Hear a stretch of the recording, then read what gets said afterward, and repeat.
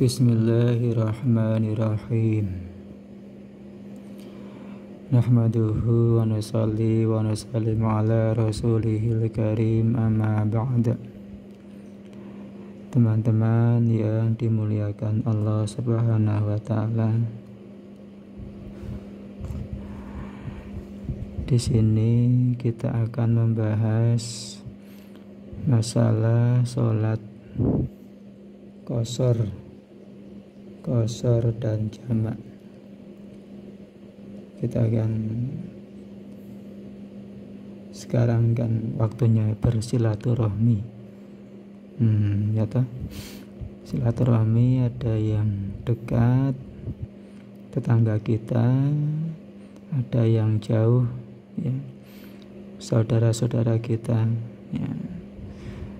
Kita silaturahmi di momen Lebaran ini. Maka ini kayaknya penting ini ya, penting untuk bahas masalah sholat jamak, sholat qashar, sholat ketika dalam perjalanan, ya. Di sini kita akan membuka kitab Fathul Qorib, ya. Fathul Qorib ini kalau di pondok kami ini dipelajari di kelas 2, ya. Kelas 2 belajar kitab Fathul Qorib, belajar fikihnya, ya. Kita baca yang ini. Faslun, ya. Fi qasri sholati wa jama'iha. Pasal yang menerangkan mengenai mengqashar sholat dan menjamaknya.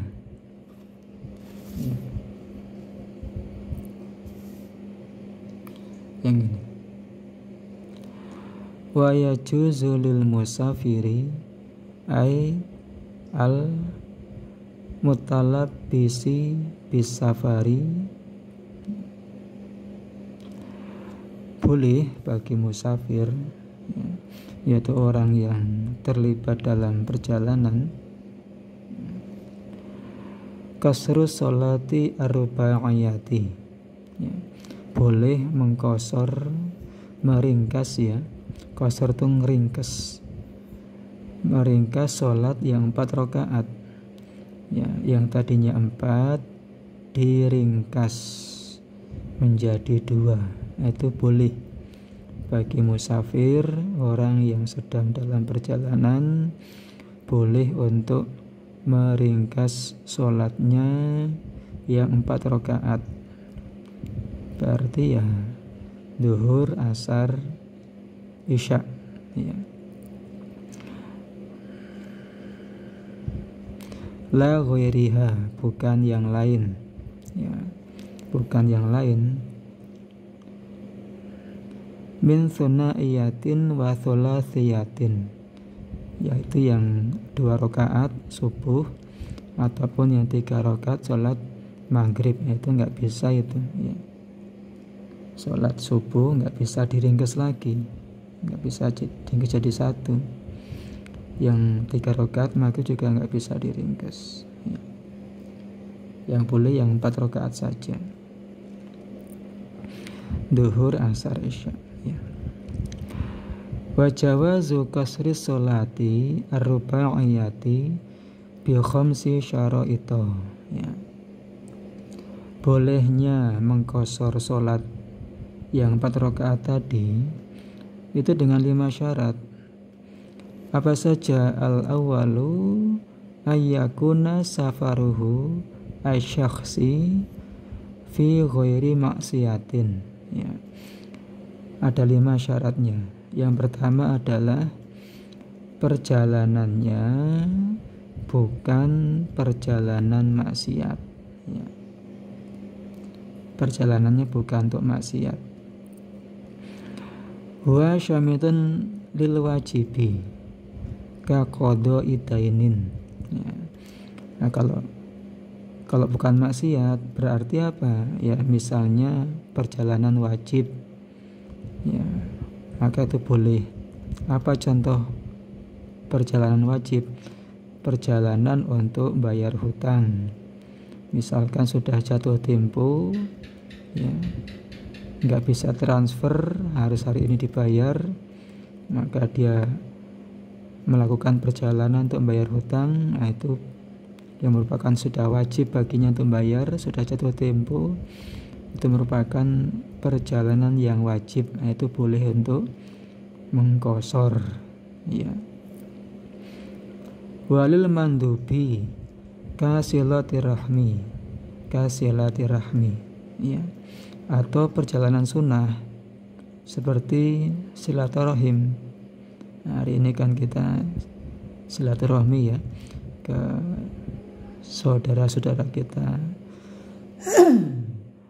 ke tempat mbah-mbah kita, ya, Pak D, Bule, ya, itu boleh untuk mengqashar. Itu adalah perjalanan sunnah, ya.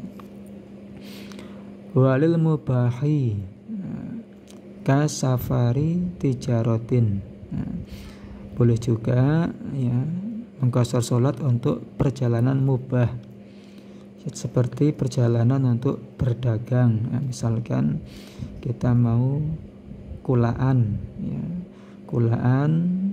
beli barang dagangan jauh, ya, maka itu boleh untuk mengqashar sholat.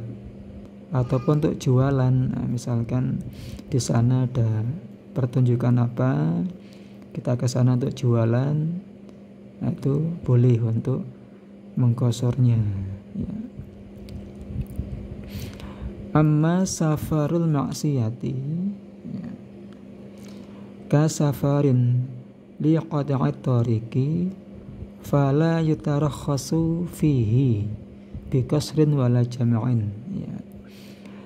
Adapun kalau perjalanan maksiat, di sini contohnya perjalanan untuk ngerampok, ya, sampai keluar kota ngerampoknya, mungkin biar nggak ketahuan, ya, jejaknya, sampai keluar provinsi ngerampok, mencuri, itu maksiat itu. Maka apa? Maka tidak diberikan rukhsah, tidak mendapatkan keringanan baik mengqashar ataupun menjamak sholat, nggak boleh, ya, nggak dapat keringanan. Artinya kalau dia qashar, ya nggak sah sholatnya, karena dia nggak dapat keringanan, karena perjalanannya apa? Maksiat.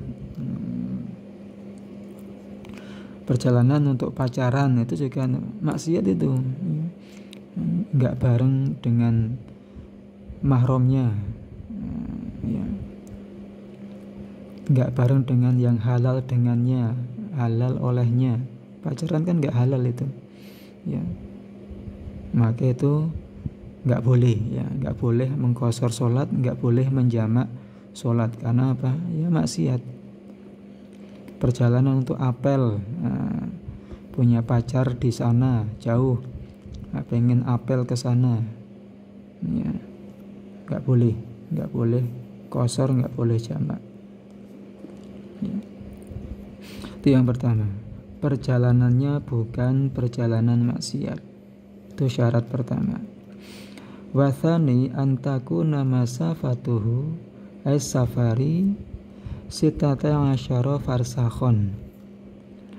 Syarat yang kedua adalah jaraknya itu 16 farsah, ya, 16 farsah, tahdidan, pasti, ya, bukan kira-kira, ya.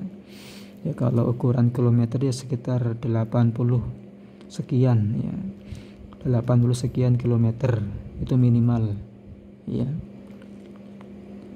Jadi kita harus tahu kita mau kemana, itu sudah harus tahu jaraknya berapa, ya, harus tahu. Kalau belum tahu itu nggak sah itu, ya, nggak, maksudnya itu nggak memenuhi syarat kalau belum tahu jaraknya. Tadi harus tahdidan, harus tahu betul pasti jaraknya itu minimal 80 km, ya. Wala tuhsabu muddatur ruju'i minha, ya. Nah, jarak baliknya itu nggak dihitung, ya. Jadi Jadi jarak 80 km lebih ya sekitar 88 km itu ya, itu perjalanan sekali saja, perjalanan pergi saja, bukan pulang pergi ya. Perjalanan pulangnya itu enggak dihitung kilometernya berapa ya, itu perjalanan perginya saja ya, bukan pulang pergi ya. Wal farsahu salah satu amyalin. Wah, ini keterangan mengenai farsah ya. Farsah itu ya 3 mil 1 farsah. Wahina idzin majmu'ul farasikhi thamaniyatun wa arba'una milan. Berarti ya 48 mil ya, kalau pakai mil ya. Wal milu arba'atu alafi khutwatin, 1 mil 4000 langkah. Wal khutwatu salah satu akdamin, 1 langkah 3 telapak kaki. Kalau kita mengukur kan biasanya normalnya kan 1 langkah kaki kita itu ya 3 telapak kaki itu. Wal muradu bil amyali al hashimiyati ya. Ini ukuran orang Hashimi ya.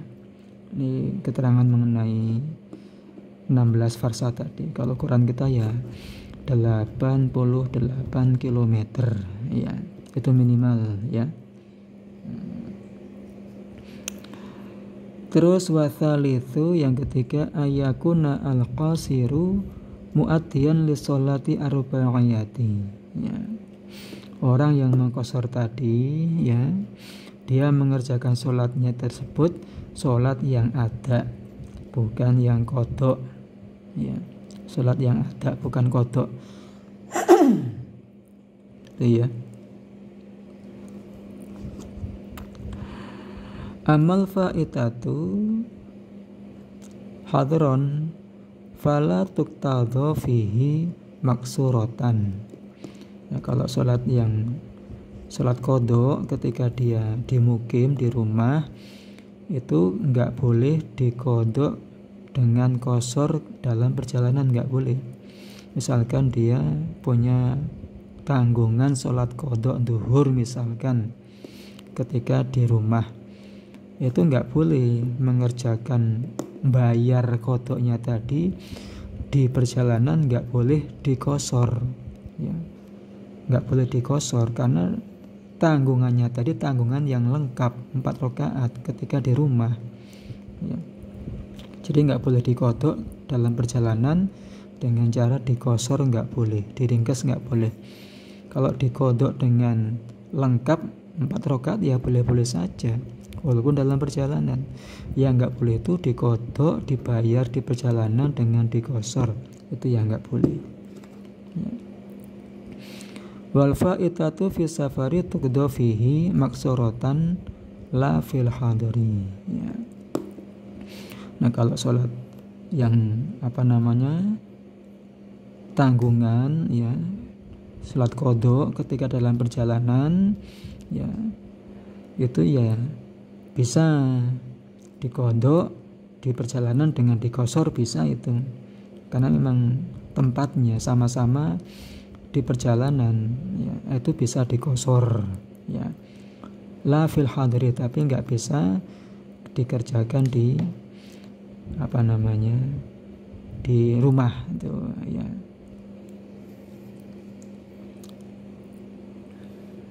Bisa diqadha di dalam perjalanan tadi, bukan di rumah itu ya. Yang dikerjakan adalah sholat yang ada, bukan qadha ya. Terus warabi'u an yanwiya al-musafiru al-qasra li sholati ma'al ihrami biha. Terus yang keempat, musafir tadi dia niat qasar untuk sholat itu ketika dia takbiratul ihram ya. Ketika takbir Allahu Akbar dia niat qasar, ngeringkas ya.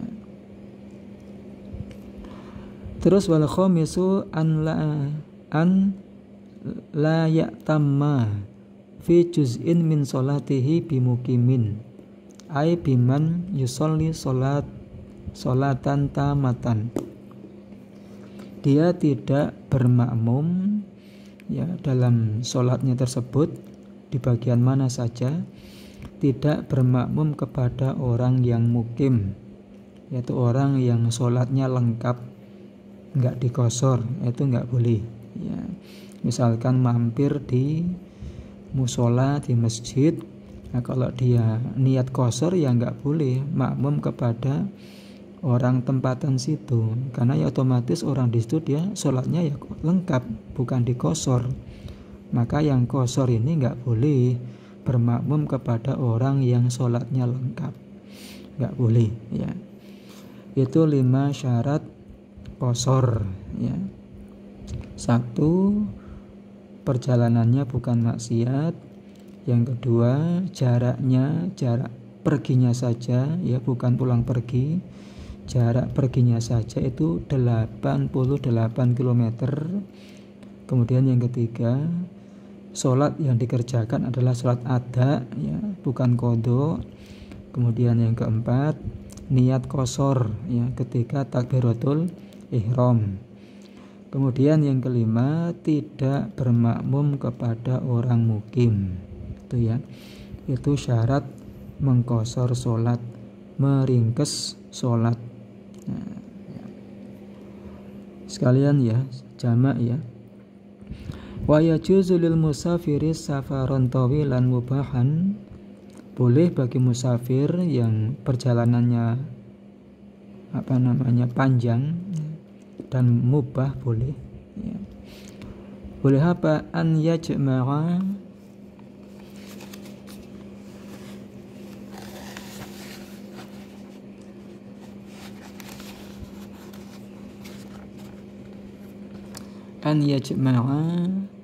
baina sholatay dhuhri wal asri takdiman wa takhiron ya. Boleh bagi musafir tadi ya, yang perjalanannya sampai 88 km, selain mengqashar dia juga boleh menggabung ya. Jadi kalau qashar itu ngeringkes, kalau jamak itu gabung ya. Menggabungkan antara sholat duhur dan asar ya. Baik takdim maupun takhir ya.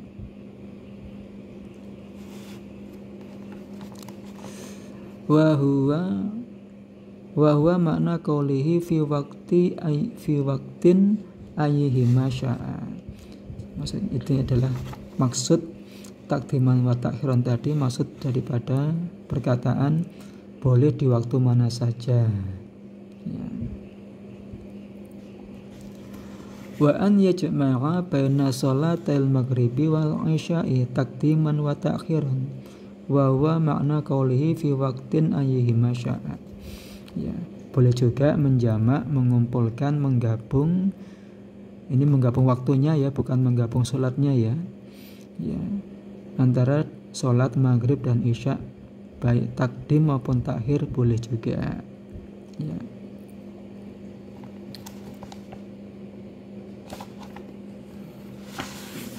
Nggak jelas ini. Nah, gini aja biar jelas. Wa syurutu jam'i takdimi salasatun. Syarat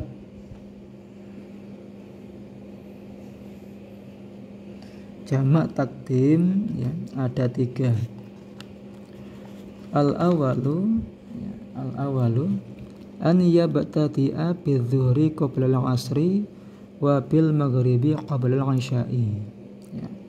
Syarat pertama untuk jamak takdim ya, adalah harus mulai dengan sholat duhur sebelum asar, harus mulai sholat maghrib dulu kemudian isya itu ya. Itu syarat jamak takdim yang pertama, harus urut, yang pertama dulu kemudian yang kedua ya. Falu akasa ka'an ka'an yabda'a bil asri qabla dhuhri mathalan lam yasihha. Kalau misalkan kok dibalik ya, contohnya dia mengerjakan asar dulu kemudian zuhur, maka enggak sah ya. Kalau jamak takdim kok dibalik asar dulu kemudian zuhur, maka enggak sah ya. Wa yu'iduha ba'daha, maka kalau dia in arada al jam'ah ya, maka kalau dia misalkan kok terlanjur balik ya, terbalik asar dulu kemudian zuhur padahal jamak takdim, maka dia nanti harus mengulangi sholat asarnya ya setelah mengerjakan sholat zuhur. Kalau misalkan memang masih mau untuk menjamak sholat zuhur dengan asar ya. Jadi misalkan sholat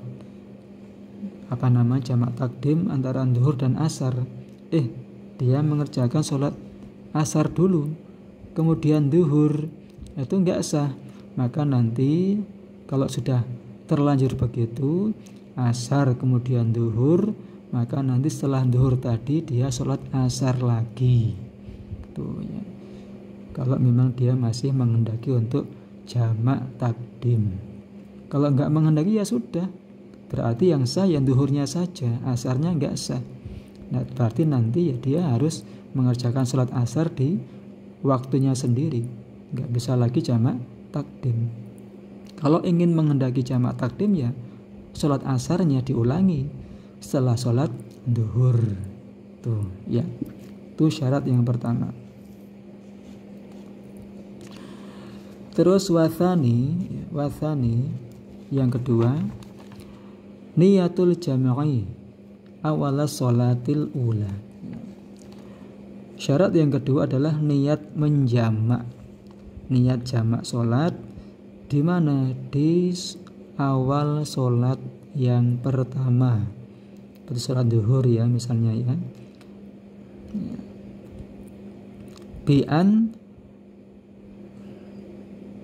Bi'antuk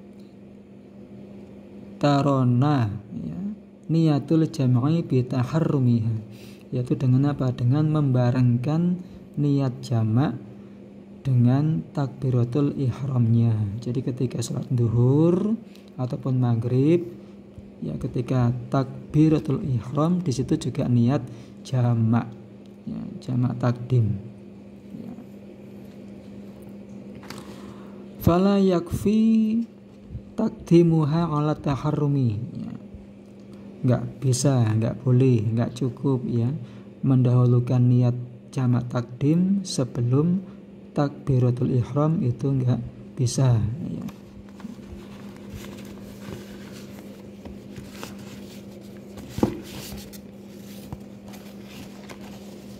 Enggak bisa.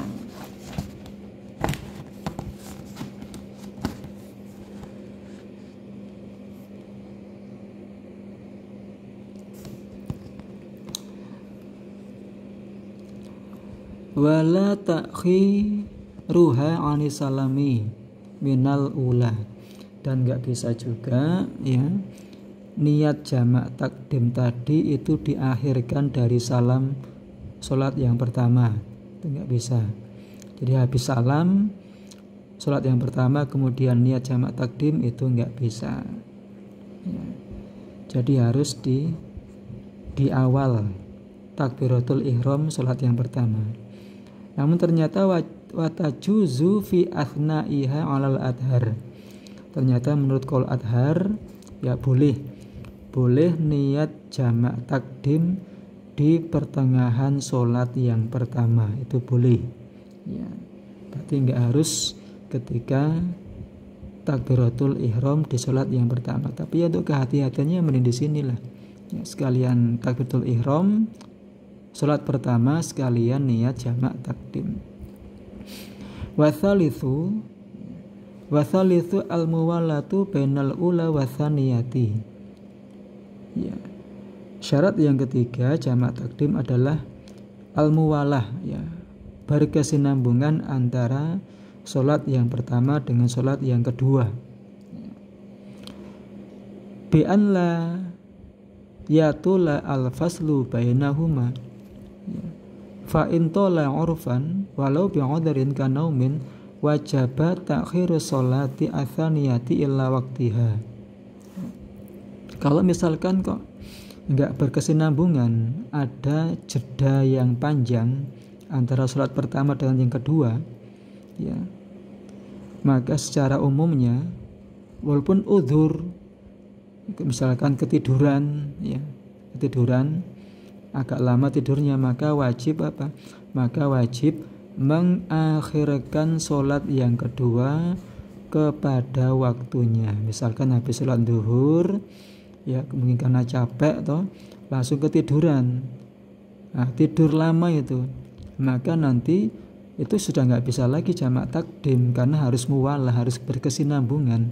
Berarti kan ada jeda yang panjang, maka wajib mengakhirkan sholat asar kepada waktunya sendiri, ya. Nanti nunggu waktu asar baru bisa sholat asar. Wala yaduru fil muwalati bainahuma faslun yasirun urfan. Tapi kalau jedanya kok sebentar saja enggak apa-apa, ya, masih bisa. Itu ya, 3 syarat jamak takdim. Yang pertama, ya, harus dimulai dari sholat yang pertama dulu. Zuhur dulu kemudian asar, maghrib dulu kemudian isya. Itu yang pertama. Kemudian yang kedua, niat jamak takdim di takbiratul ihram sholat yang pertama. Itu, ya. Kalau misalkan lupa, ya bisa di tengah-tengahnya, di pertengahan sholat yang pertama, itu bisa. Kemudian yang ketiga, harus berkesinambungan antara sholat pertama dan kedua. Sholat pertama selesai langsung mulai sholat kedua, nggak boleh ada jeda. Kalau jeda yang pendek sebentar nggak apa-apa, tapi kalau jedanya panjang nggak bisa, ya. Itu jamak takdim. Wa amma jami'ut ta'khiri fayajibu fihi ayyakuna biniyatil jam'i, wa takunu an-niyatu hadhihi fi waqtil ula. Nah, kalau jamak takhir, ya, kalau jamak takhir wajib niat jamak takhir, itu wajib juga, ya. Kapan niatnya? Niatnya di waktu sholat yang pertama, ya. Waktunya, ya. Kalau tadi kan jamak takdim kan niatnya di takbiratul ihram sholat yang pertama. Tapi kalau niat jamak takhir itu niatnya di mana?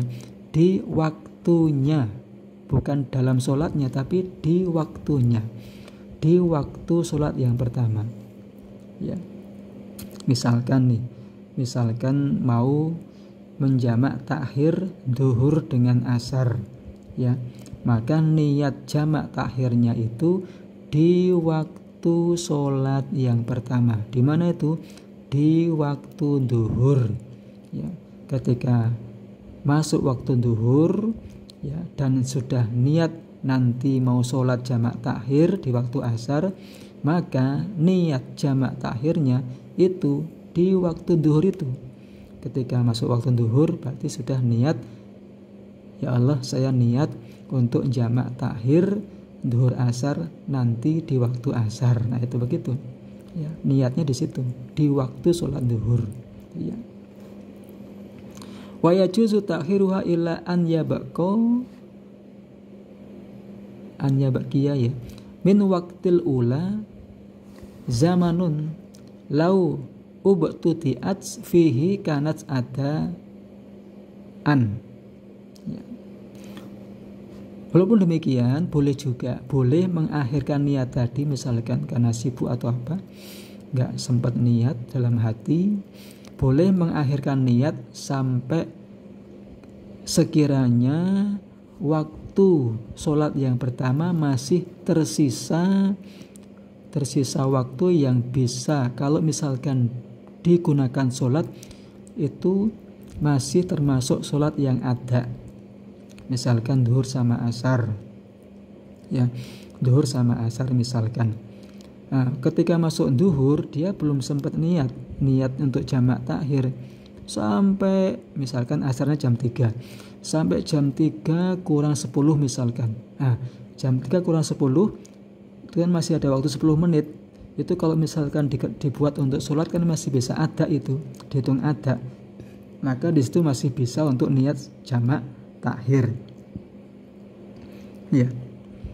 Jadi tapi kalau misalkan kok masih tersisa waktu 1 menit atau 2 menit itu kan nggak cukup untuk sholat, itu sudah nggak bisa lagi, nggak bisa untuk niat sholat jamak, niat jamak takhir nggak bisa. Artinya nanti ya berarti duhurnya ya dikodok kan, seperti itu ya. Jadi niatnya boleh, nggak harus di awal waktu duhur itu, nggak harus, tapi boleh diakhirkan. Yang penting mengakhirkannya itu masih ada waktu yang kalau misalkan dibuat untuk sholat itu masih bisa dihitung sebagai sholat yang ada, itu ya. Wala yajibu fi jamak takhiri tartibun ya.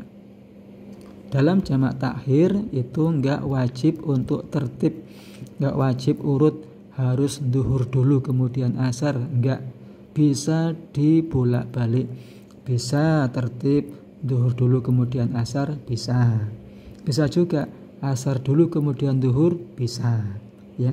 Jadi enggak harus tertib dalam jamak takhir ya. Duhur sama asar dikerjakan di waktu asar, maka nanti ketika sudah masuk waktu asar boleh duhur dulu kemudian asar, boleh juga asar dulu kemudian duhur, itu boleh ya. Wala muwalatun, dan juga enggak wajib muwalah, artinya ada jeda yang panjang pun boleh ya, enggak wajib muwalah, berkesinambungan. Wala niyatu jam'ain ala sahihi, dan juga tidak wajib niat jamak. Ini dalam sholatnya ya, dalam sholatnya ini enggak niat untuk jamak ketika takbiratul ihram tadi ya.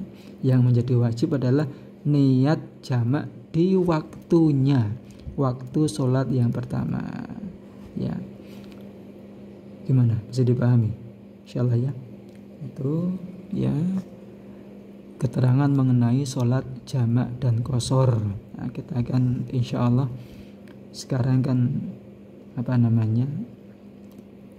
praktek sholat ini kan, kita mungkin kita akan silaturahmi ya ke tempat saudara kita ya, atau mau kemana ya.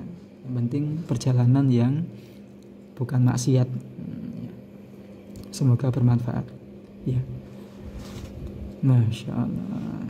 Nah, ini sekilas info ya teman-teman ya. Ini namanya belajar kitab kuning Fathul Qorib.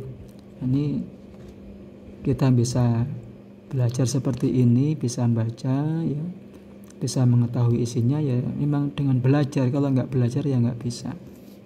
Maka di pondok kami ya, Pondok Darul Ulum ya, ini ada pembelajaran seperti ini. Maka kalau teman-teman ya punya anak ya, bisa didaftarkan di pondok kami ini ya. Di sini ada programnya ya, menghafal Quran diniyah pembelajaran kitab kuning ini tadi ya. Di sini kita akan belajar kitab sehingga kita akan bisa membaca, bisa memahami, dan bisa mengamalkan dan bisa menyebarkan. Nah, ini namanya ilmu yang bermanfaat, manfaat dunia dan akhirat. Dunia manfaat, akhirat insyaallah manfaat ya.